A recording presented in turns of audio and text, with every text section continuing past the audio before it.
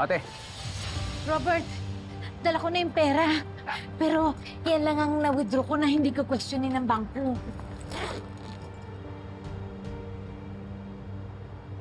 Kakausapin ko si Betsy. Ipararamdam ko sa kanya na siya ang in control of the situation sa pamamagitan ng perang yan. Talaga bang ibibigay natin yan? Paano kung tumakas sila at sakatan pa nila si Gina?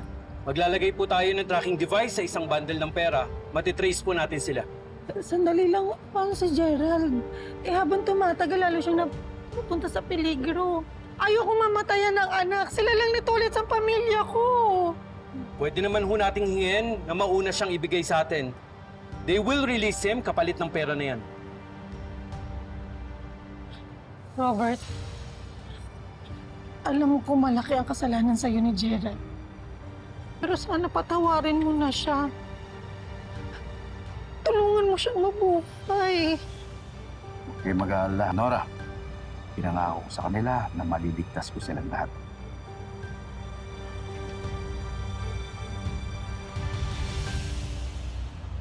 Betsy! Susan! This is Lieutenant Sandoval. Hawak na namin ang pera na hinihingi ninyo. Hawak na namin yung cash.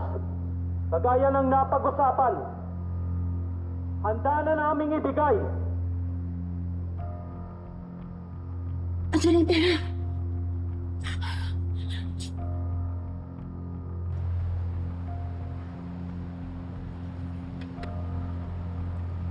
Betsy! Susan! Handa na namin bigay lahat ng gusto nyo.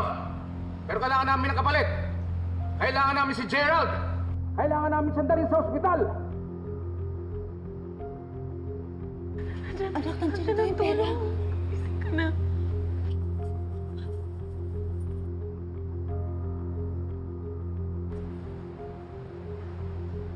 Maraming salamat.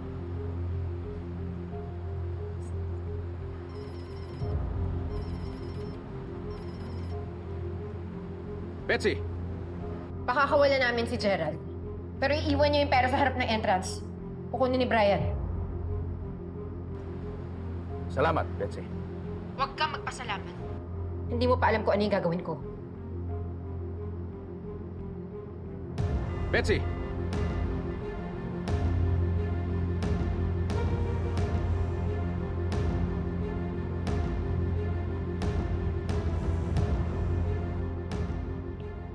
Tandaan lang! May tama siya!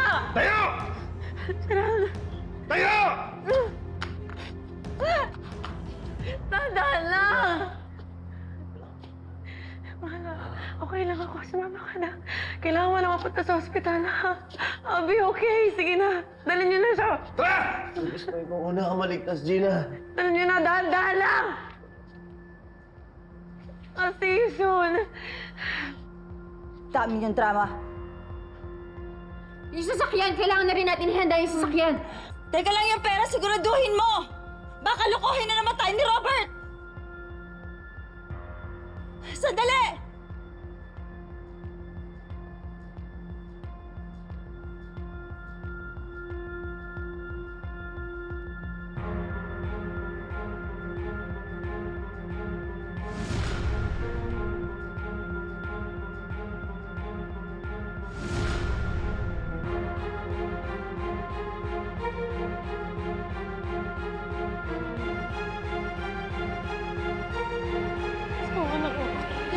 Hold your fire!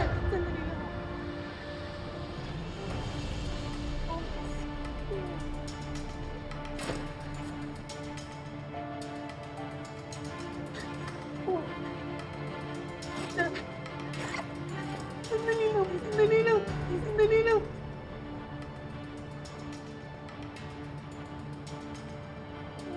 Tayo!